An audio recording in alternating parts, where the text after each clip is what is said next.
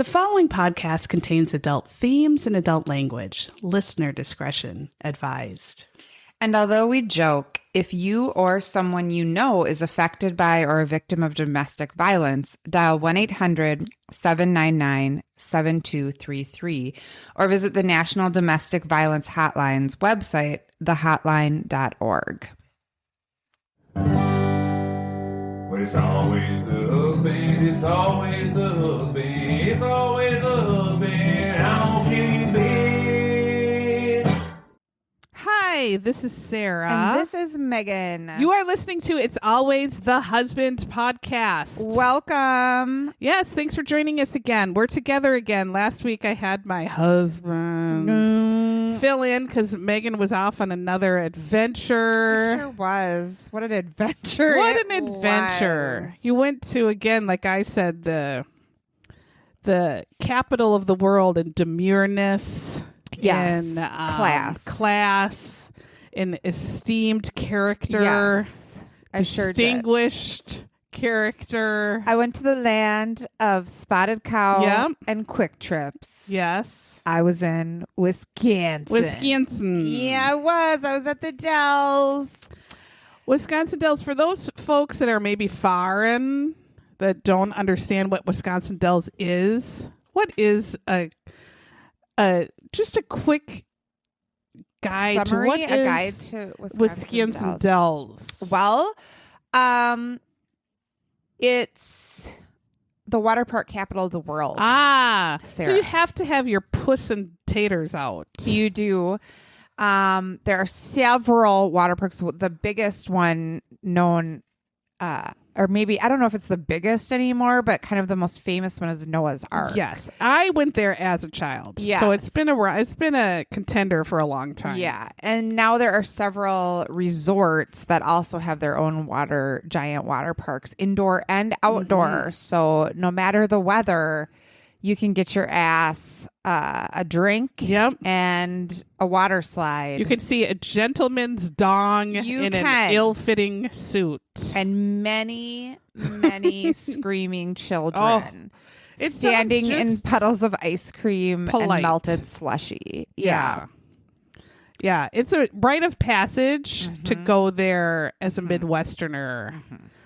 Everyone goes to Wisconsin Dells. Yeah. And all parents have to suffer through a trip with your children. So you go as a child and you have fun because it's just water parks and you don't have any of the stress. And then you often have your own children and then you go with your children and you realize the only way out is to kill yourself. No, it's just suicide. I'll take a room in the top floor, please. But yes, how much your parents loved you to bring you there. But it was probably different in the 80s. I mean, it's not now, cheap. But it's not a cheap vacation. It wasn't. Either. I think it used to be a cheap vacation. So that's kind of. Now it is no longer. And it wasn't. thing. It was very seasonal. Yeah. In the 70s and the 80s. Yeah. And now you can kind of go. I mean, you can go because there's a lot of, like you said, indoor. There is the. We went in October. Jamie surprised us with it when I was first dating him a long time ago. He just said, I got plans for us for MEA. They have a really okay, and we ended up in Wisconsin. And then Rachel, of course, was like, ew. But she swam her ass off, that's for sure. They have a really cool supper club kind of place called Del Bar. Did you ever go there? No. It's really pretty cool. And it's like a Frank Lloyd Wright design. Oh, see, that would be fascinating. Yeah. So there's a Frank Lloyd Wright in Wisconsin? Yes, I believe there is several. Yeah. Maybe. So this bar is it's in that, I guess it was a guy who worked with him and he advised him on this. So it's really kind of cool and dark and there's different levels and the bar is really cool and it's kind of supper clubby. See, that would be a very adultish fun. So we did do that one night without the kids. That was fun. Yeah, we had oysters and half shell and I can't do seafood and you enjoy seafood. Love it. Yeah. Well, that's good. I'm Yeah. glad. It's very summery. It's the kids always have fun. Yeah, it was good. And So- we were there because Eloise was dancing. Obviously, it was a dance mom trip. So, Yeah. Oh, God. yeah. Yep. So there was that on top of water parks and Yes. That to me is video games. And they have a giant indoor kind of like arcade too, connected to where we so then were. The brothers Yeah. can have fun. And they have like kind of a ropes course thing, and there's a ride, yeah. and there's what do you call it? Like when you go across zip Oh, lines. yeah. Zip yeah. line. Oh, see, there's a much more Yeah. to do. So Rory was, like, spent a lot of time there. I mean, when I was a kid, there was like a Ripley's Believe It or Not. Yeah, there is science still there. Is it Yep. still there? Yep. And you would like those things where you just walk in and put your hand and then your hair sticks up on end, Yes. and that was always on the brochures. Yeah. That and like a wax museum. There's a wax museum still. and like a Storybook yeah. They kind of have one of those farm. medieval and then- nights places Oh, all right, where that's- or what is that? Is that what it's Like called? medieval where you times? Eat, yeah, medieval times. Where someone described it as eating your dinner right on top of horse shit. Yes. Yep. They kind of have one of those. Yeah. They have ducks. They're called Wisconsin Yes. ducks, which ride on land and in the lakes. So you can take a tour of the dells. And then they Which also it's have a beautiful geographical Yeah. area. they have the Tommy Bartlett water Yes. ski show. We used to go to that, and I enjoyed that because it was like Jaws Yeah. 3. Yes. Because in Jaws 3, they have a water ski show, and Jaws joins the water ski show and Yes. eats a few of the yes. participants. So there's a lot to do. Mostly we just watched dance, and Eloise and her team did great. Of course they so did. We're excited and happy. How and lovely that is my glitter in the shitter. What is yours? that Eloise did such a beautiful job. Yes, it's fun watching Yeah. your dancer.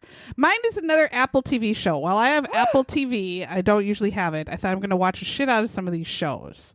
So we already know I became obsessed with Widow's Bay, and I hope other people started watching it. And apparently they have, because it's been the #1 spot and like hasn't It has budged been? for Okay. a long time. If you haven't watched it or don't have Apple TV, just get it for 1 month, or Apple is giving it. I mean, find a way to get it for 1 month. I don't know, Yeah, I because you think have to get watch it for the free show. if you get Target. Yeah. Stuff sometimes. Yeah. And just watch all of the Widow's Bays. You'll love it. You'll love it. I don't know how you couldn't. Although Nutbar, of course, She didn't like it. didn't get it. No. I'm like, but to each their own. She by the end, she kind of And she kept enjoyed saying, it. "My sister does not like. My sister doesn't this." like this. Yeah, because it just doesn't seem like. But you see it. You saw it for what it was. Like, yeah, I. Saw And you the love Matthew humor. Reese. Yes. Yeah. And that's. I mean, that's why I liked it. yeah. It's like a funny. It's kind of X-Files. like Scream, but Yeah. more, but not as dumb. Maybe. And the characters are just so unique. Yeah.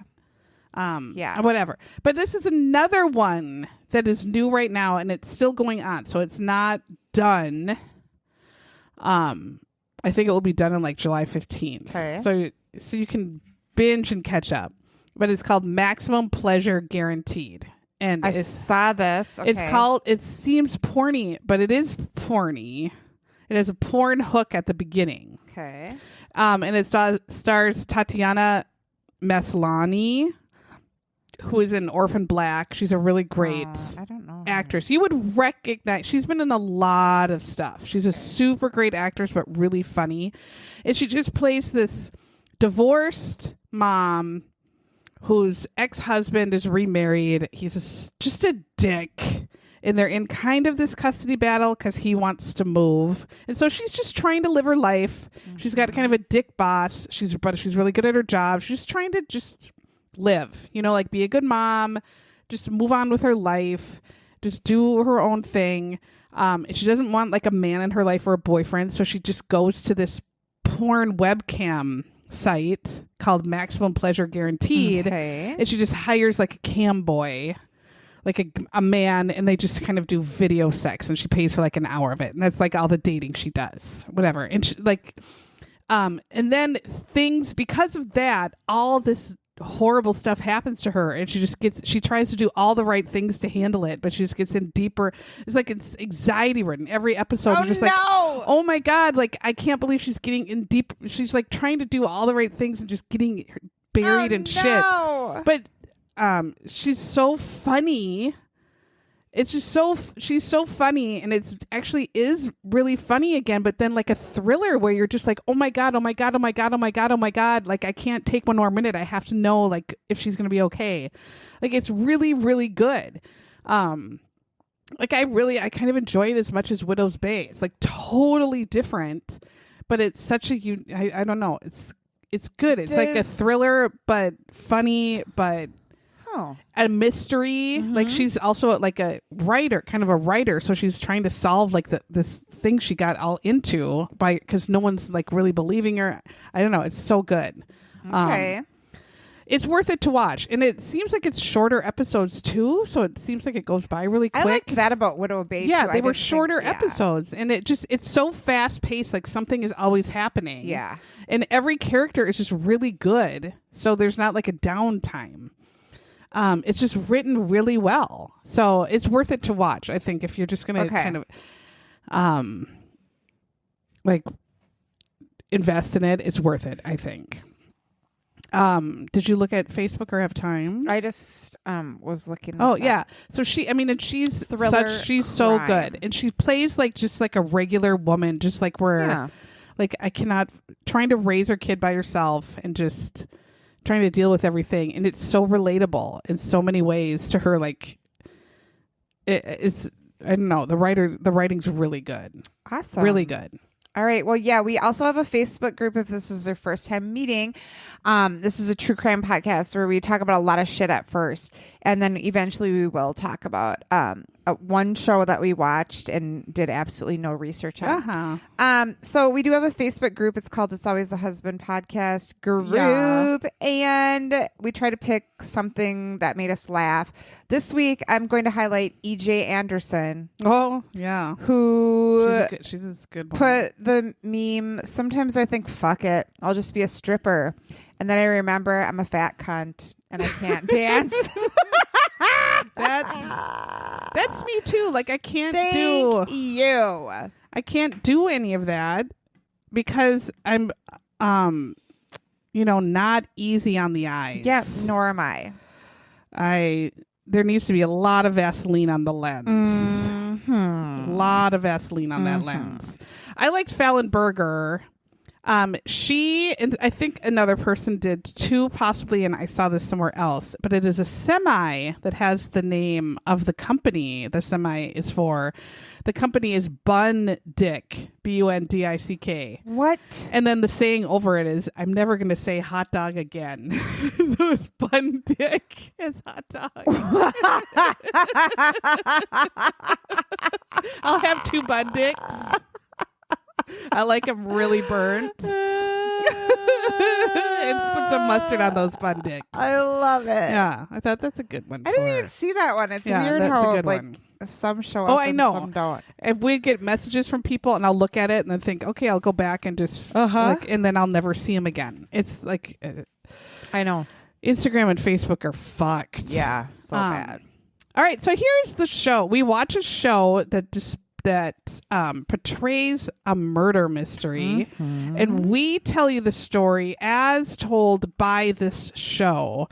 And then we sometimes like to point out some piss poor production decisions possibly made by the show, either in costuming, wigging, hairstyle, casting, and just general decision making by the reenactments. Yeah.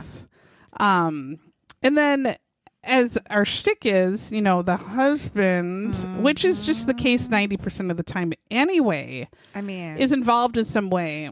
We like to, men, there's something ain't right with men. No. Especially the younger fellas of today that have the internet, and they're just making some piss poor decisions. Last week, though, Jamie and I did a case where a woman took out her husband and then some other people. There's some crazy bitches out there. Yeah. But it doesn't compare to the behavior of husbands. And just their everyday behavior sometimes is just questionable as well, I feel. 100%. Just, you don't have that much to do. This story was pretty wild. This was... It had a hard left turn that I wasn't expecting. It took a hard left. And me, of all people, should always expect this hard left. Uh-huh. And this one I went, oh! It didn't really appear to me. And then when it did, I thought, I see. Mm-hmm. I see. So let's get it. So first off, this show I did not know about, and I was intrigued because it's a show produced by Blumhouse, which you probably don't know what that is. That is a production company that's been around for many, many years that does lately some excellent horror films. It's like it's horror films. Okay. And so if it's like a movie by Blumhouse, it's either going to be like either a really good horror movie, possibly artsy horror movie, or it's going to be like a torture porn and gory. Oh, okay. But it's a good name in horror movies or thriller type movies. Okay. And so they are producing the show. So I saw that and I thought, I have no idea what this is. And it's called The Cabin in the Woods. So it's about murders that are done in cabins in the woods. So there's a whole show about people getting killed in a cabin in the woods. And that's everyone's fear, is getting killed in a cabin in the woods. It sure Every is. time you get brought to a cabin in the woods, you're going to get murdered. And now there's a whole show about that. It sure is. Because people don't have any business being in a cabin in the woods. No. Most of us have no business being in the woods in the first place. We should stay out of City the folk woods. have to stay out of the woods. Mm-hmm. We can't survive there. Mm-hmm. No. And then you just walk into your own murder. Yes. And when you get invited to this cabin or go to this cabin that you're just walking into a death trap, and yet people do it all the time. Well, this lady didn't, but I think she did. She didn't, and I think maybe she did. I forgot about the letter. Yeah. Yeah. Okay. Let's this get to is it. Terrible. Okay. All right, so we're in West Virginia, which already is and again, as I've mentioned 400 times before, in fourth grade you have to do a research paper. Well, in the 80s when you actually had to do research papers. Now, if you tell a kid to do a research paper, they'd shit themselves and roll under their desk and Rory had to do their own shit. New Mexico. Oh, so remember? He had to have 5 artifacts, so he made little clay things of cute. That's right. The atomic. Oh, bombs. well, he would do a cute. See, we had to do a diorama. Yeah. And I got West Virginia, and I thought, why? Why would I sing Blue Ridge Mountains, Shenandoah River? Did you put that in your diorama? I just put a whole bunch of charcoal on it. Because what else is there? I put charcoal, and then I bought some dentures and knocked out all the teeth. I'm sorry. West Virginia is a lovely, lovely place. It's lovely.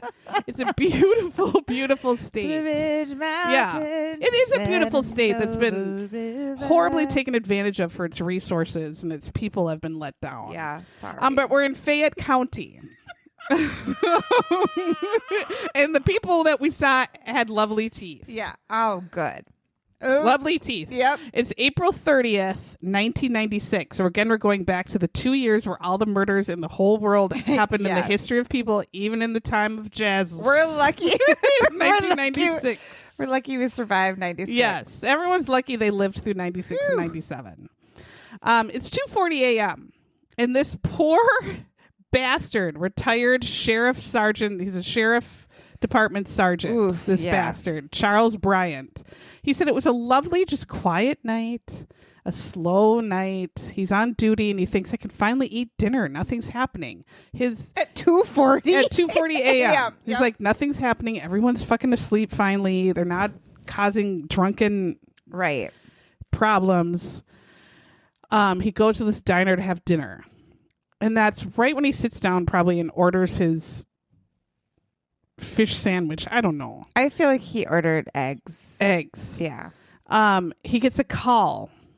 He says someone called like 911 from the Babcock State Park. He's like, what the fuck?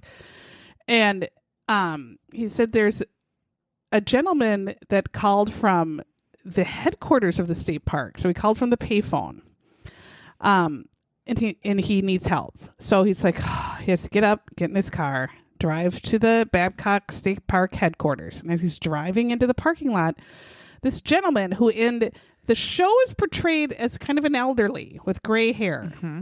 But in reality, when this took place, the gentleman was 48. Mm-hmm. Which Younger in 96 than us. he looked he was younger than us, and he didn't look it quite. No. This gentleman. Now imagine it's 3 a.m. You're driving to an emergency in a state park that is literally just woods and a river and fucking nothing and silent, like no electricity except from the headquarters. Dark as all hell. And your headlights flash on the payphone, and you see this gentleman. The gentleman there, his name is Michael Flippo. Yes. Flippo. Yep. That is a clown's name. Yeah. He's named after a clown. But that's not the worst part. The worst part is this gentleman is wearing threadbare underwear briefs. Tidy Whities. Very threadbare. And that is it. He is naked except for his threadbare underwear. And he has a very minimal bulge, according to the reenactment. The bulge is so minimal, you can't see it through the threadbare underwear. Yeah. So it's a non-existent bulge. And he has these bloody leg scratches. So he's like bloody on his legs. It looks like a cat just used his legs as a scratching post. Yes. That's kind of what it looks like. And he's waving his hands down. And so Charles Bryant, the sergeant sheriff, is like, what the hell is this? He gets out of his car, and the gentleman, the clown Flippo, Mr. Flippo, is waving his hands in the air at the sheriff saying, I called for help. Please don't hurt me. And Charles says, I'm the fucking sergeant in my sheriff's department car. Right. Why would I I'm hurt here to you? help you, asshole. You called for the sheriff's department. He's like, calm the fuck down. What do you need? What happened? Like, why are you naked? What's going on? And then he says, who are you? And he says, Mr. Flippo. Yeah. You don't tell the cops your name is Mr. Flippo. You give them your full Mr. government Flippo. name. Yeah. So if a naked bloody man who was acting the fool, waving his hands all over, and I ask him for his name and he says Mr. Flippo, and I'm a deputy sheriff or sergeant sheriff, I'll punch him right in the face.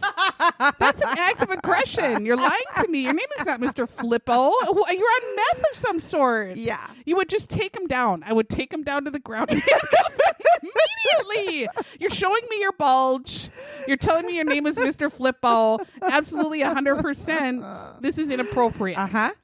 So Charles, the sergeant, says as I approached him, he's acting hysterical. I'm telling him to like calm the fuck down. And then he says, my wife, she's still in cabin 13. He's like, well, what happened here? He said, several gentlemen broke in and attacked us. He's like, oh, okay. And he's like, I ran for help. My wife is in 13. Right then, you know, why are you, the husband, running for help and leaving your wife to fend off the several gentlemen attacking? Right. What? Your goddamn wife should be at that payphone, and you should be in the cabin fending them all off. If they didn't put him in handcuffs for saying Mr. Flippo, Yes. Now would have been You're the time guilty. to You do did again. it. You Yes. whatever I find happened to Right. your wife, you did it. Fuck stick. Because one, you're naked. And you have cat scratches on you, and you said your wife is handling all these intruders alone? Yep. What's wrong with you? Yep. You're under You know arrest. what? You're under arrest, and I'm body slamming you into the gravel. Oh, my God. So Charles is like, fine. Get in the cruiser. Let's go find cabin 13. And he says it's like less than a mile drive, but it's like there's nothing and it's nowhere. It's the pitch middle of nowhere. It's black. pitch black. Yeah. So Charles was like, what again is happening? And Charles said several people walked into his cabin and attacked him and his wife. And he's like, well, okay. Oh my God. Why? All right. And so they park and there is a Camaro, a red Camaro, I think, parked right outside the cabin. He's like, who? And there was like a white t-shirt hanging over the mirror. And he's like, who the fuck's car is this? Is this your car? And Mr. Flippo says, I don't know what that is. I don't know whose car that is. That's not my car. I don't know. And he's like, oh, well, they must have drove a fuck-ass Camaro to commit a crime in the middle of a cabin in the middle of nowhere for some fucking dork nerd. And then they left it? And they left it? Where are they? Yeah. Yeah, like, okay. And so he's like, stay in the fucking car. I'm going to go check on your wife. And so he has to walk all down this muddy, and it's rainy and muddy, and he's walking all this muddy ass stairs and walking in. And this is where we're hearing from the real Charles Bryant Sargent. Yeah. And he says, I have to walk into this cabin that's pitch black in the middle of the night with a fuck-ass story, some nerd Flippo clown In his naked underwear. in my back seat. And he's like, I don't know if there's going to be like 10 men here to attack me. I mean, like, think that's your fucking job. How stressful. I know. Like, every day is a clown show, and then you have to risk your life all the time. I know. Like, who signs up for this? I don't know why. I mean, thank goodness they do. I say it all the time. But my God. So he walks in, and it's a shit show mess. There's a mess. He comes in and like furniture's tipped over. There's like spoons and ice cream all over like the table, the coffee table. And then he looks at the bed, and the bed has the sheets ripped off and like pulled down, and they're like by the foot of the bed on the floor, and there's blood all over the top of the bed, and blood spatter on the walls. He's like, oh fuck. So he walks and he sees a body, and the body is Mrs. Flippo, Cheryl Flippo. She is dead on the floor. Yes. Charles Sergeant Bryant radios for help to ambulances right away. And they're showing pictures. It is 1996. And these fuckers in West Virginia only have black and white film given to their police. Yeah. They had all of their fucking crime scene photos were black and white. You don't have color film in the 90s in West Virginia? Or you can't offer your police color film for crime scenes? They're going to take what they can get in West Virginia. What are you supposed to do with that mess? What are they acting like it's 1912 and they have to get out their 3-legged Kodak box? Maybe.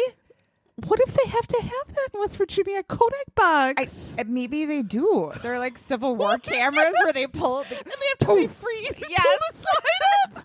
So you have to hold it for 60 seconds. Why? Why don't you try to take care of your people, West Virginia? Yes. Give your police color film. Oh, so we see black and white pictures of the crime, of the hellhole shape this cabin was in. And so Sergeant Bryant leaves. He's like, oh my God, oh my God, oh my God. He calls in for help. And then he gets another sheriff sergeant named Garland Burke. And this guy seemed normal too. Like these sheriffs seemed very competent. I mean, yeah. Very empathetic. Really wanting to do their job very well. And they did their job very well. Garland Burke walks in. He's like backup help. And he finds the wife. He checks again. She's deceased. Obviously there's no need for this other ambulance. The other ambulance is dealing with fucking clown Flippo, who's acting the fool. They're trying to ask him questions. He's all incoherent. He's not making any sense. Yeah, he was acting really weird. Acting like a goof. And they're like, what happened here? So then the show kind of goes into the backstory of the Flippos, how they met and their youth. So we concentrate a bit more on Cheryl, because Cheryl is the deceased here. Cheryl was born in West Virginia, but a tiny, tiny, tiny little town. And there's 7 kids in this family. And I think most of the siblings that were probably still alive were in the show. Yeah. Her sisters. And the siblings all seemed incredibly close. They all seemed like they all cared for each other greatly. They were all still in each other's lives. They all looked like they were like a total united front on like finding justice for Cheryl. And they say like they were raised in a coal mining community and there was like just 22 houses in the town. It was like the tiniest little town. But Cheryl was super religious growing up. And all she wanted to be was a minister's wife. She just wanted to be like a minister's wife. What do you want to do? Yeah. I want to marry a pastor. And just be like a church wife. And they're like, that's it. I mean, I get it because I read Jen Hatmaker's books, and that really is a thing, I think, in Southern Baptist Well, and I think culture. you can do so much for so many people in that position. Yeah. You know, she has a little bit of a role where people can look up to and then has kind of some power and like how much help you can give your community. And she was the type of person that kind of wanted to do a lot. And through the church is probably how you could do a lot of good work for your community. And that's just what she wanted to do. She wanted to give back. And that was the way she thought she could really help. Right. So I don't know if she was in college, but she meets Michael Flippo, who was in college studying to be a minister. And I wrote, Michael's picture of him in college studying to be a minister looks like he's never seen a clit, nor would he know what to do with a vagina. That's why he went into the ministry. Like if you showed him a vagina, he would go, "Oh my God, what is it? Right. What do you do with it?" He also looked, I thought, like Peter Griffin from Family Guy, but thinner. He's a thinner Peter Griffin. His glasses are way hotter because Peter Griffin just has like metal frames for a cartoon. He had big ass dark clown glasses. And then he has immense helmet hair, like 1970s news broadcaster helmet hair. But he looks exactly, if you picture Peter Griffin from Family Guy and have him lose a little bit of weight, that's Michael Flippo. Exactly, but with hot, big framed glasses. Right. And like if you showed him a picture of a vagina or you would show him a Biggins magazine, he would cry. He would turn away. Yeah. He would turn away and he would cry. So when Cheryl meets Michael, she says, "That's the man for me." Because he's going to be a minister and then I could be a minister's wife. Yeah. And the sister says, well, for her, the Lord, works in wonderful ways. She thought at the time that he wasn't really working for her in this matchup at all. So it was an unfortunate. So they marry when Cheryl's 19. Mike was older by like 4 years or something. They didn't say, but I think I looked up like he was 4 years older than her or something like that, or something, not too much older. But Cheryl was very happy. They move to a town in West Virginia called Nitro, named after the American gladiator Nitro, who was born there.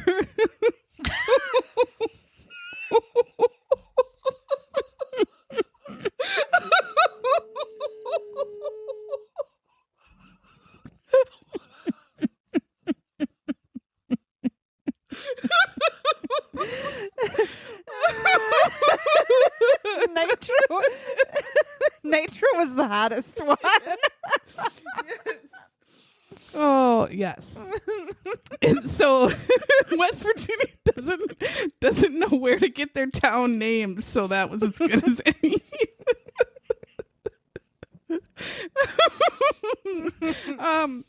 But they had a beautiful home. They had like a big ass colonial, lovely home that they lived in for many, many years. I learned that they had 3 sons. Michael Flippo becomes the minister of Church of God. I feel like that's a weird church because they said he spoke in tongues, and I went, okay, calm down. I think we're gonna calm down. A Pentecostal church, probably. Yeah. So the sister, Cheryl's sister, was like, he did it all. He spoke in tongues. He did altar calls, which is where they say like, come up and I'll get the Oh, devil no, out of we you, don't and do then they that. push No. people on the Yeah, floor. yeah. And they dance So, around. yeah. He did that. But Cheryl did everything else. Cheryl was like, fix the roof. She like was chimney sweep. She was janitor. Sunday school. Yeah, she did the women's group, the youth group, the Sunday school teacher, going to home visits. Yes. She did she probably was like secretary, Yes. accountant.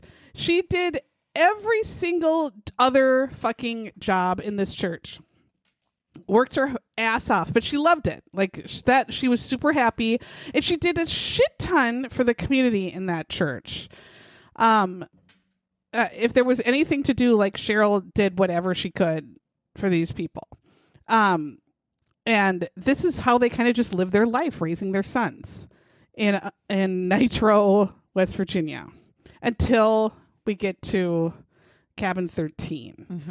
So Michael is outside the cabin as the police are entering the cabin, trying to do crime scene, or trying to look at all of the, crime scene shit, CSI stuff. So Michael's wrapped in a blanket, and I ask him again, like, what the fuck happened, Michael Flippo? And he says, well, Cheryl and I, we just were riding around in the car. We had a spur of the moment, decided to stay in a remote cabin in the middle of the woods. Again, I would say stop, sir, right there. No woman wants to just ride in a car with her husband, her fucking husband of all these years, and have him say, we're just going to go into the middle of these fucking woods without water and electricity and stay overnight in a cabin so they could have a romantic time. So I could fuck my husband in a shitty cabin where I can't take a bath? No. And there's no electricity? In a spur of the moment where I don't have even deep woods off? No wife agrees to that. See, absolutely. The whole premise of your idea starting here is false. Right. Also, we don't need to go into the middle of the woods to have sex. No, I could pork you for 3 seconds in the back seat if you really need it, but I don't care for that either. And so I was like, no way. No. And so then you get like a woman who wrote a book on this crime. She says Babcock State Park is literally almost just all woods. There's a few hiking trails. There's a river that runs through it. There's cabins that are like on the river. And I literally don't think this cabin had water or electricity. I think it was literally just like a bed and a fireplace and firewood and like some furniture. It looked very rudimentary. Yes, and still to this day, like you can still check it out. And so I looked at pictures, and it looks like it is like a room. Yeah, they're just tiny little. And like if you want to just fish and you're an outdoorsman or whatever, that's all you need. Like where you just don't want to have a tent, that's fine. But you don't take your wife there for a romantic evening to fuck. No. In a dirty ass cabin in the middle of the woods. I mean, this with is no food or anything. This is how starved women are for attention from your husband. Yeah, I guess. My just God, like, well, you're gonna take me now. We would be like, no, camping, like hiking. No, fuck no. Go to a hotel where we can have a dinner and like we can take a bath or something. Right? Didn't somebody put in our group about that woman who's like $20,000 went out of her savings account, and then people were like, girl, and she was like, stop it, my husband's awesome, we're actually going camping this weekend, and they were like, bitch, no, he's gonna throw you off a cliff. This is the same thing. Oh no, you that's why I say you don't take a drink from your husband if he never makes you drink before. Right. You don't go to a husband randomly in the middle of just of this if you haven't done this before. See, Jamie's taken me shit ass camping many times. Phil knows better. So at least I wouldn't be as shocked if he killed me. That's there. I would at least be prepared a little bit. So they tell Mr. Flippo, who's freaking out in front of cabin 13, they go back outside and say, well, your wife is dead. And he acts acts a fool like you didn't know. So they ask him questions and say, again, tell us again, like what happened. So they're like, he says, well, we wanted to have a romantic night. Really? Okay. And so they show in the reenactment them feeding each other ice cream. Like, where'd you get this ice cream from? But there was ice cream there. You bought ice cream, and where's your other supplies? What are you keeping it in? It didn't look like there's a fridge or a kitchen in here. He was like, let's go do it and eat ice cream in the woods. That's so dumb. So I can get a tick on my cooch? That's so dumb. No. And they're in front of the fire and he says we ate ice cream in front of the fire and had snacks. You did? And then he said we went to bed. Well, you both had the body, at least the reenactment, had full on pajamas from neck to ankle. She was in no way ready for your advances because she was wearing her full body gear pajamas that say, So your story already is not making sense. But he said they were asleep in their bed. An intruder breaks in. And then he's telling a story where it's one intruder. But he originally said to Sergeant Bryant, multiple intruders. But he is from Nitro, West Virginia, and he probably thought he could fight off multiple intruders, but he couldn't even fight off one. Like Nitro, the American Gladiator. And so he says in the reenactment that the attacker attacks them both, and the reenactment is showing a knife attack. Michael gets somehow knocked unconscious. Isn't that always the case? Where the husband has a tiny, Yep. He has a teeny tiny bump above his eyebrow, and he's knocked out cold on the floor. And then while he's coming to on the floor, the intruder kind of kneels over him and then takes his knife and just scratches up his legs. I mean, and we learn in the hospital that it was the dumbest scratches you've ever seen. The dumbest scratches you've ever seen. Literally like you just took your nails down, but even thinner. He didn't even need stitches. It was like yeah. in a row. All straight in a row. All straight in a row. Like, what? Why wouldn't he stab you with the knife? That would like just stab right into you. That would what I would do if I was an attacker. Yeah. I wouldn't take 8 years to do a million parallel lines down your leg that don't even require stitches. What a waste of my time. I have things to do as an attacker and places to be. So Michael crawls on the floor because his scratched legs. Please, I've been brutalized harder by Randy. Yes. And crawls over to Cheryl, and he checks on Cheryl, and he says she still has a heartbeat. So he says he tries to find a cell phone, and he couldn't. So he runs the less than 1 mile to the headquarters, calls 911, and here's where we are now on the payphone. Okay. So the whole area is searched the next morning when it's light, and there is no sign of any kind of intruder around the area. They talked to all the other camps and the cabins around cabin 13. No one heard a thing. No one saw a thing. They go to the Camaro and they run the license plates and the registration. They send it into the police department. They say, figure out who the fuck this belongs to right away. They start processing the crime scene. They're doing it very slowly, and they're doing a very good job. Everything is messed up. Like furniture's tipped over. There's blood spatter everywhere. Cheryl's purse is there, but the purse is literally zipped closed. And the blood spatter was everywhere. Everywhere. Yeah. So it wasn't just where the bed was, where the blood was. It was everywhere. Splattered everywhere. There was a huge all over the whole place. There's a bloody fingerprint on the bathroom window. Then the pillow on the bed is bloody. There's a blood smear. There's a big blood stain on the bed. There's a huge blood stain on the floor. And then they find a fireplace wood for the fireplace that is just bloody as hell. And they realize Cheryl, there was no knife, but didn't have knife wounds. She was beaten to death by her head by this fireplace wood. Right. And they're like, okay, this doesn't make any sense to his story. I don't get what he's saying. So her siblings find out because Cheryl's sons call the siblings, and they're completely shocked. So Michael Flippo is in the hospital. He has a tiny wound on his forehead, and his leg scratches literally are already healed. There's no stitches. There's nothing. They're are a fuckery. Right. So he tells police, like, I might have a suspect for you, because 8 years ago I had a stalker. And the police are like, what? And so he tells this story. He goes back in time that 8 years ago, someone would constantly be breaking into their Nitro Colonial home and taking a push pin, and on their bulletin board of church activities would put up ransom note Like things cut out from magazines Yeah. that no one does.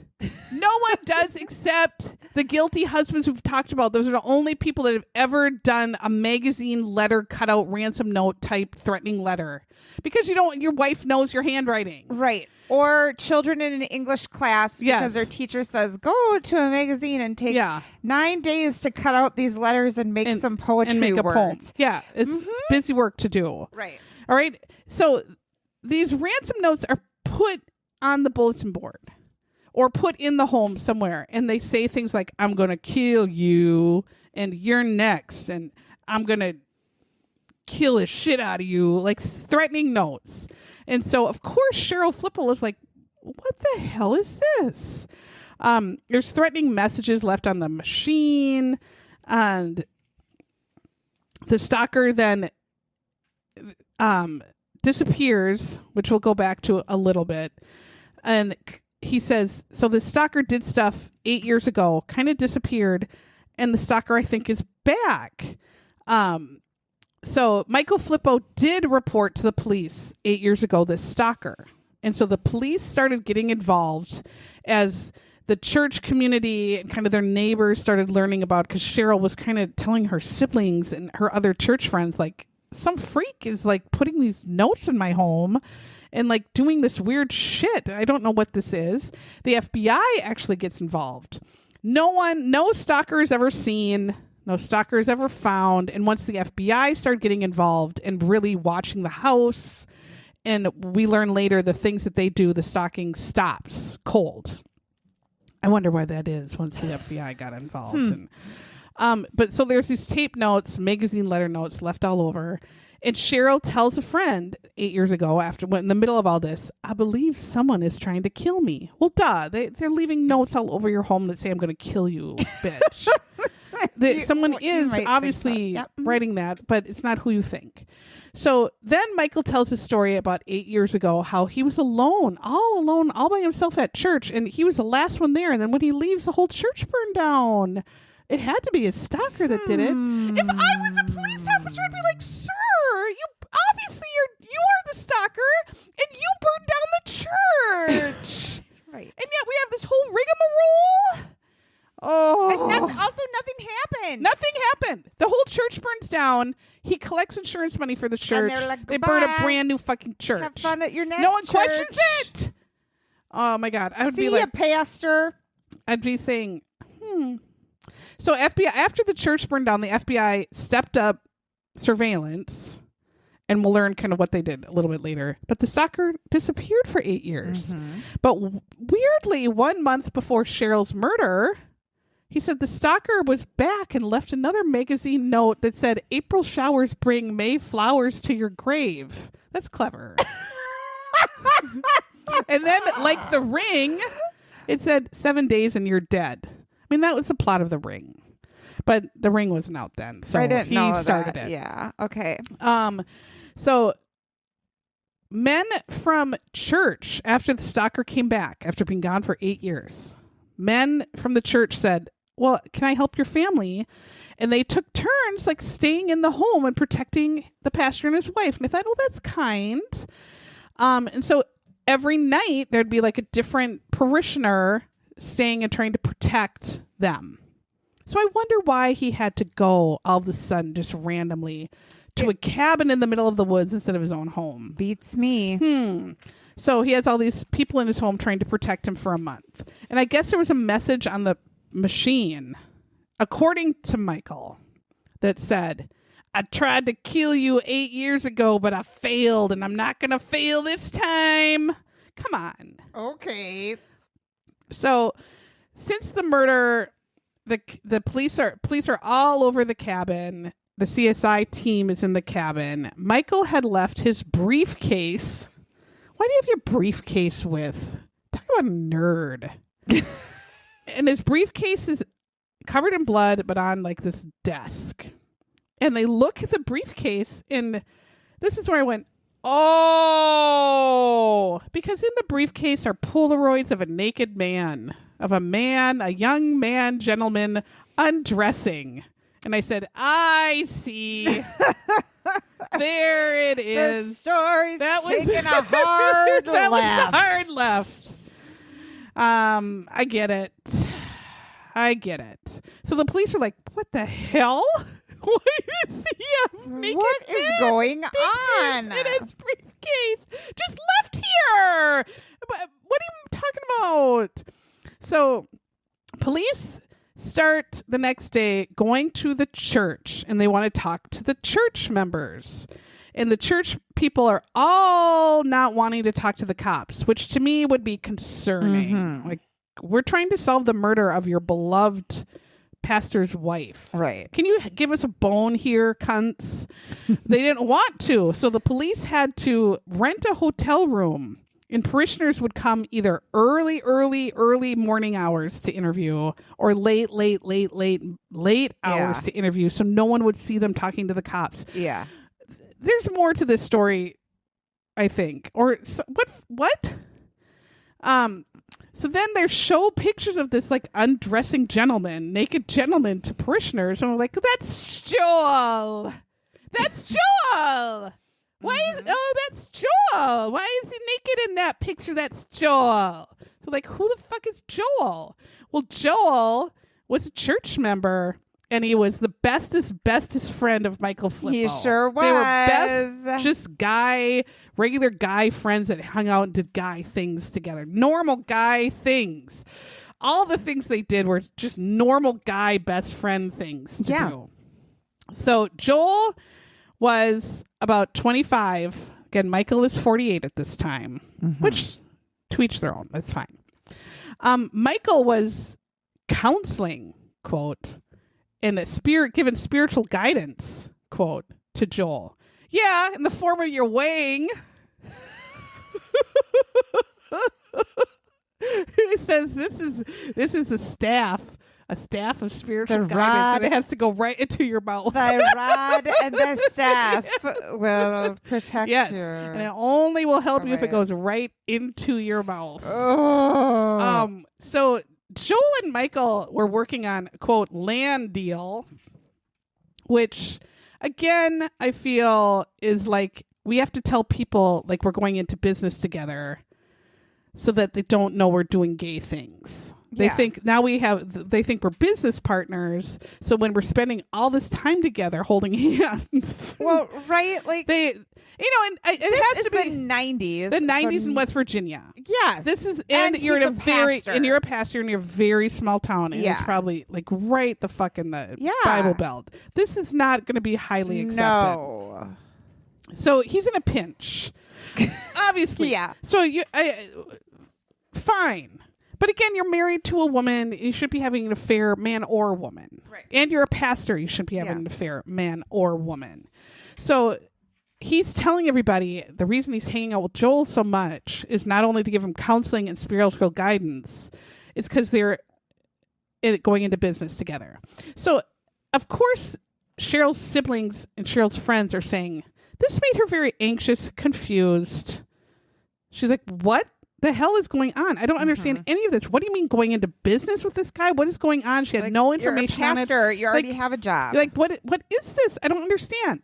So Joel and Michael are getting closer and closer and closer and closer. Michael's gone all the time. I mean, those are the signs your husband's having an affair. Cheryl did not trust Joel. She didn't get Joel's spot in their life. Like, she just didn't get all of a sudden this Joel who's 25 and like not a business guy or not like, what is he like? I don't get. He wasn't how bringing your friends it to the like, table. Yeah. Like what? Like if you were friends and did like she's like, whatever. It seems odd. Parishioners also said, you know what was weird? Joel starts sitting in the front pew, which is the minister's wife seat. And Cheryl's sitting in the toilets back by the shitters. What? So, of course, Cheryl, the siblings say, Cheryl is very uncomfortable and very confused why all of a sudden her seat's by the shitter. Right. And Joel is up in her seat in the front pew. Right. Come on. Man or woman right there that tells everybody you're what? Come on. And Cheryl was like, I just am not understanding. So then Michael and Joel, they tell Cheryl they're going for a ski weekend together, and they do stay in the same hotel room, which guy friends We stayed in the Do same all the hotel time. room when we went Yeah. to London. Yeah. friends do all the time. Yeah. But this just seemed different. Different. So Cheryl is just getting like, she doesn't understand this kind of thing. Why Michael's behavior is getting so strange. Joel then actually starts living in the home with them. Joel moves in. And Cheryl's like, I'm very confused. Oh, no, you didn't. yeah. Like, same thing if the mistress moves in. The mistress Right. moves in. Right. And then Michael's excuse was, well, Joel is an expert with a gun. He can protect us from the stalker. She's like, and what's the deal with the stalker? I'm so confused what's happening with my life right now. Like, the stalker's- Cheryl's like, I don't get any of this. What's happening? The stalker's in, the stalker's out, the Yeah. stalker's here, the stalker disappears. What the fuck? She's like, I'm sleeping in the dog bed and Joel's in my Right. bed with you? and he's in the front Yeah. pew? I don't. She just was like, what?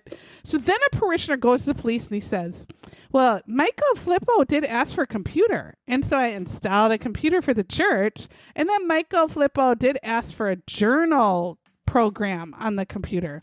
So we could have a diary there. I bet there might be something there. And the parishioner goes to the computer, logs in, and prints out like Michael Flippo's diary and reads it. And Michael Flippo in the diary talks about his confused feelings towards men, which, again, he's 48. He's a minister. He's in West Virginia. Right. It's 1996. Right. To be gay was not okay, probably for many, many people. Right. And oftentimes those men, like I think a lot in, the priesthood, go to religious jobs like that because they think that's going to keep Yes. them on the straight and narrow, right? Or thinking right, or doing what they, Yeah. quote unquote right Yes. thing. I'm going to get a wife and try to Yes. have kids and live what, according to West Virginia, would be like Right. this godly. Right. When if you like dick, it's okay, but back then Sure it wasn't. is. No.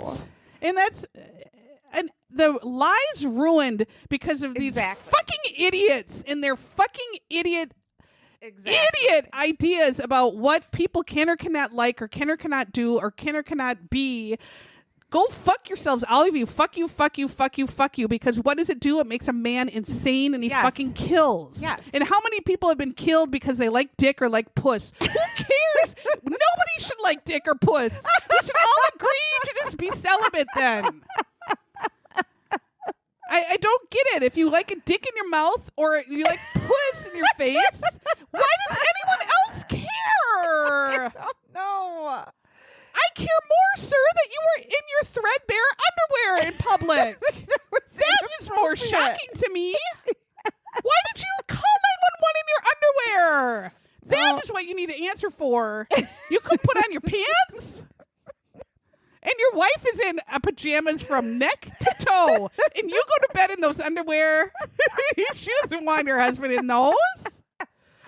Oh, I just, how dare you to everybody? Exactly. How dare you? Oh, so he says, Slow even clap for that's that. so sad that I love. And religion just makes it worse, right? It does. It's like, and again, I am not religious, as we all know. I don't get it. But if it's something that it causes you to be a better person, to feel, if you're in, it gives you relief. It gives you it makes you be a better person and it gives you strength. I think that's a But wonderful it thing. Certainly shouldn't give you guidelines for people to Do anything with anybody else. Right. That Right. just fucking don't worry about anybody else. It's not worry about- about how it makes you a better person. Don't fucking worry about anybody else. You don't have time for that. Nobody has time for that, to worry if you like doing weird sex with fish. Who cares? You know what? If you're not hurting anybody, nobody cares. No. So Michael writes in this diary, I love Joel. And then he says, I would love to be closer with him. And then he says, I'm not gay or anything. Oh. I think you're gay, sir. I think the acts you've done with Joel, I think 100% define you're gay. Yeah. And I'm sorry that goes against like all the people around you. And everything you've probably been told growing up. But yeah, But I think are that means okay. gay. Yeah. And then he writes, I just want a man to put his arms around me and hold me. Like, you should be able to have that if that's what you want. But he can't. So the parishioner who's reading this is like, oh, and gives it to the police. And the police are like, oh, that probably explains why, like, there was a disrobing of Joel in the pictures, and like his relationship. He's obviously having an affair with a man. Where that's a big secret at this time. This is a big motive to maybe get rid of the wife, and so the investigators are like, Michael is leading this double life, this dangerous double life for a minister, right? And this is causing great stress, I'm sure, for him, for their marriage. Cheryl also had her Bible inside the cabin, and they open it up, and there's a letter she had written to Michael, and it says stuff like, I'm tired of going to bed alone and punished and sleeping in the dog bed when Joel's in our bed. Right. And she's frustrated at competition with Joel. And she just said, I want to just be put above Joel in my own marriage, which for a wife is valid. Correct. I don't get what's going on here. And if you're having an affair, again, man or woman, I'm your wife. I want to be the only one you love in your relationship. Mm-hmm. If that's not the case, then we need to figure something else out, because I don't want to live like that. You want to be important to your spouse. You want to be like, I'm the number one person in your life. And if you don't feel like that, then like, what the hell are we married for? Right. I'm sure she had that deep feeling where like she knew what was going on, but well, she had to, after all of this, she had to. And then of course, who can you talk to about it when you're a minister's wife? You can't go. I mean, she just probably felt like, how the hell do I get out of this? Or how the hell do I deal with this? Right. And Michael just kept saying back to her, he's just a friend. I just want a friend. I can't have guy friends. Yeah, but you don't fuck your friends, sir. Right. You shouldn't if you're married. You can if you're not married. But if you're married, you shouldn't. Right. So, surprise, the Camaro registration comes back, and it's Joel's car. So, police call Joel in, and they say, hello, sir. 1, we have a lot of questions for you. 2, we have some pictures to show you. 3, we need to talk to you about your car. So they say, first off, your car is at the scene of a very brutal murder. Like, did you do this murder? Because your car's there. You left it there. Yeah, you left it there when you were doing this murder. And Joel is like, it's my car, but I wasn't there. And they're like, but it's your car. So you're telling me you weren't there? Then how is your car there? And because Michael gave a statement that he had no idea whose car it was. He didn't bring the car there. That's not his car. He had no idea why it was there. And Joel's like, I loaned him the car. He was driving that car. I gave him that car to drive around. It's my car, but I didn't drive it there. Michael took my car and he drove it there. And the police are like, oh. And they're like, why? And he said, well, Michael was afraid of the stalker. So he thought when he and Cheryl just went for a drive, they would take my car so the stalker wouldn't recognize my car and the stalker wouldn't follow them. And they said, I mean, but Joel had been living at the house. Like, the car is there. They were like, oh, okay. All right. Okay. Then tell me, like, where you are and what's going on. Like, we got these pictures. This is you, right? Like, what's the story? So Joel then tells the police, like, well, okay, a few days before Cheryl died, Michael and I just, I wanted to go to Babcock State Park because I went there a lot as a kid. And so I told Michael, like, let's just, go to the state park and hang out there for a day. And then Joel said, oh, goodness, Michael, you and Cheryl should rent cabin 13 and have a romantic night together. I love this park so much. And so then we just drove around the park, and then we saw a lovely lake and river. And I thought, hey, I want to be baptized right now. And so we pulled over and we went into the river and I got baptized. My clothes got all wet. And that's why I had to take my clothes off, because I had to put dry clothes on after I was baptized by Michael. When you say baptized, does it involve a penis? Because I think most baptisms don't involve this one may. Penis. No. This one may have. Sir, your excuse for getting naked in those photos is that you were just baptized?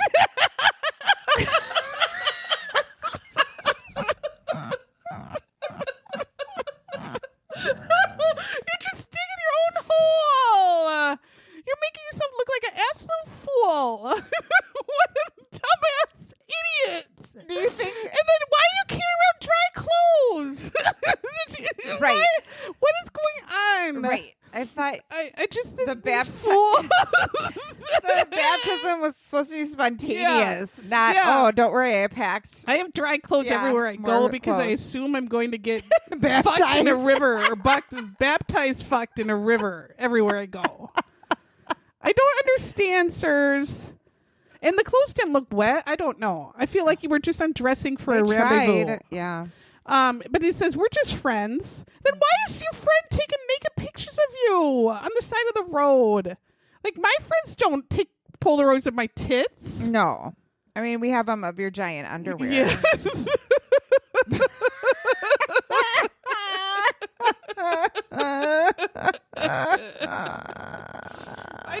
I just, come on.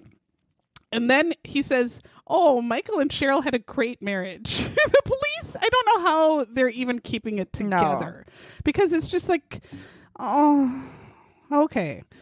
And so then Michael, they talk to again, Mr. Flippo. And they say, Mr. Flippo, we talked to Joel. Like, it's his car. He told us he loaned it to you. He said he wasn't there, so you must have drove it there. But then you lied and you told us that you had no idea. And he went, oh wait, yeah, I did drive that car there. I had to hide from my stalker. They're like, what the hell? And they're like, well, can you describe even the intruders at all? Can you describe the man who gave you the cat scratches on your legs? Can you describe the stalker? Scratch fever. The stalker that has haunted your life for 8 years? He went, no. Like, so the siblings her siblings are like just losing their mind. They're fed up with like all of Michael's bullshit. Like the stalker story, all this lying with Joel, the torture they've put her through, and the humiliation at church, all these stories that are coming out that they're hearing that she's had to deal with at church. And the siblings go to cabin 13 just to see where she took her last breath, which what a horrifyingly awful experience. Especially because it was really bloody. And well, this is also like the most terrifying cabin in the middle of the woods you've ever seen. It looks like the Amityville house in the middle of like the worse woods. Than the Amityville. Yeah. And so they were just like, it was a horrible experience. It was eerie. It was absolutely a nightmare. The cabin itself, even before all this, is isolated, shit show. Like the fact that she took her last breath and was murdered here, they're like, just, this is devastating for them. It's already devastating for them, but the fact that she went like this is horrible. Right. Horrible. Police, they take one more look at the crime scene photos. And as they look at the photo, they see Cheryl kind of on the floor, and they're looking at the blood spatter evidence. And they notice that it looks like this is more and more, which they already have in their head, is a staged crime scene. It looks like Cheryl's kind of been dragged and placed, or she was on the floor when she was attacked and went through her own blood. It looks like he was taking pillows and sopping like just a corner in blood and like throwing them and placing them on the bed, and then making like stampings of more blood on the bed to make it look like they were attacked. The bed really bloody. Even though there's blood all over the cabin, he's trying to get it so that she was only attacked on the bed. And you can clearly see she was beaten in front of the fireplace and crawled into the corner, which is so sad.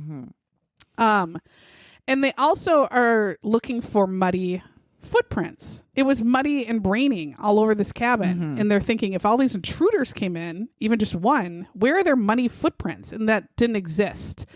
And there were no footprints around the cabin except for when they first got there, the sheriff. Yeah. And then his like bare footprints when he left and ran. Like two. There were no other, no one came here. Those footprints don't exist.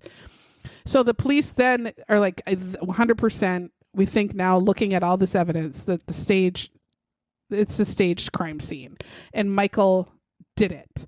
And they look back at all this other evidence where they're like, if we look back at this church fire, again, he was the last person to leave, the only one in the church. And he had, for months before that, been saying, we need a new church. We need a new church. We need a new church. The fire department suspected it was arson for insurance done by Michael, but they didn't really have all the evidence, I guess. But really, you didn't. The investigation discovers that Michael also, as a great human being as he is, embezzled money from a dying child. His church raised $90,000 so this kid can get like a transplant or get medical treatment for this dying sick child who had like leukemia or kidney disease or something. Michael's took $12,000 of it and spent it on himself on just shitty knickknacks. Like, what are you doing?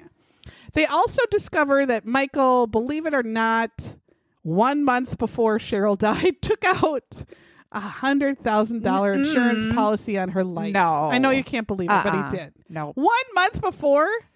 Has he never seen a Dateline? No. And you are a minister in a tiny ass West Virginia town, and you think you need $100,000 as insurance? What's your salary? $7? Probably. Like, that's so suspicious. And Mike, what the hell? So of course, Michael's the sole beneficiary, not any of the 3 children. What? So police get a search warrant to have Michael's body examined by the medical examiner so they can look at his wounds just a little bit closer. Like, how long did this whole thing take? Is this like within days of the murder? It's actually within days. Okay. And in the pictures, I feel like they maybe showed his wang. His huge bush pubes were shown. I think his wang was shown accidentally in this episode. It fell out of the tiny He was whiteys. naked. No, because he was naked on a table, and I think they tried to cover it with something, and his wang was out. I do not remember his that. huge pubes in his legs. I was kind of half watching. So these wounds are like, seriously, Randy hurt me worse. Randy has cut me deeper. These are like literally straight lines that you would use like it's ridiculous. It looks like someone took a fork and just went down like, in don't the be a straight puss. lines. Yeah. If you're gonna try to stage a crime scene, you really got to get in there, sir. You do. And then they realize the curve of the wound, like he's curving it up towards his body. Like it's like these are like the medical examiner. What you would do these to are yourself. self-inflicted. Yeah. These are 1,000% self-inflicted. And the bloody thumbprint they found was Michael's. Like, why is there a bloody thumbprint in the bathroom? Like you're obviously trying to clean yourself up before you and he took all his clothes off because they were covered in blood. Right. So, like, he left his evidence of doing this crime everywhere.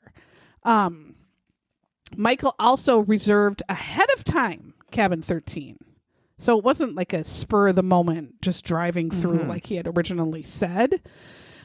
He reserved the most secluded cabin there was ahead of time to bring her through.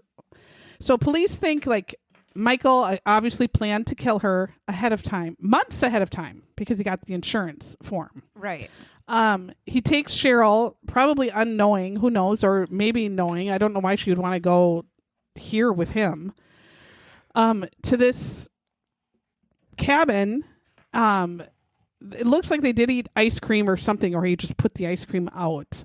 But it couldn't have been that long. And he just took a fireplace log from the fire pit and beat her to death right there in the living room area, where the bed was kind of in the living room, where she just crawls to get away, and then he tries to stage the crime scene, and that takes probably a few, who knows how long, a few hours, because he has to cut himself up and come up with his cover story, and then gets naked and runs to the phone, blood all around.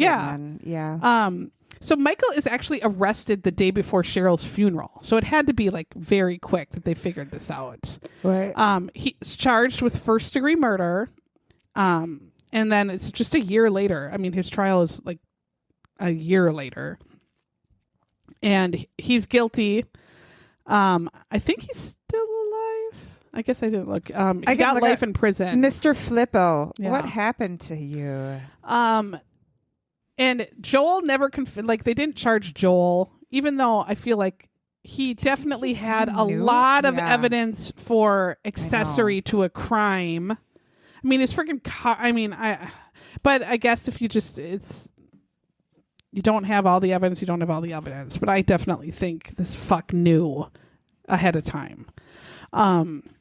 This bitch.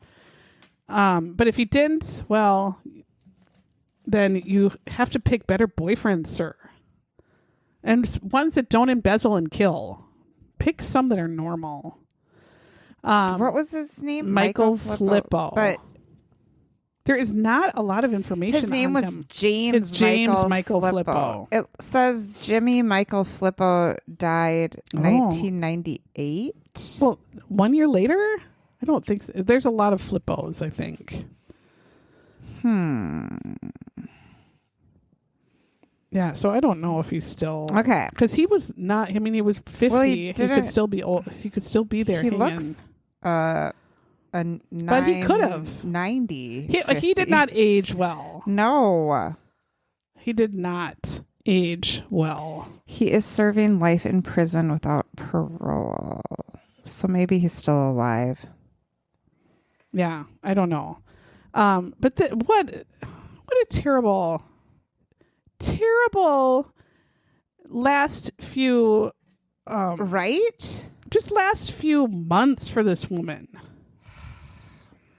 Oh, sorry, Cheryl. Sorry, Cheryl, you deserved better. You had beautiful siblings and a beautiful family. If life you deserved a better life. Different, you could have. You made people happy and you served people. Yeah, you should have been your own pastor. Yeah, she could have led a fucking church by yourself. Yeah, and helped people and done it. You didn't have to be the wife. You could have been it. You had everything you needed. I know.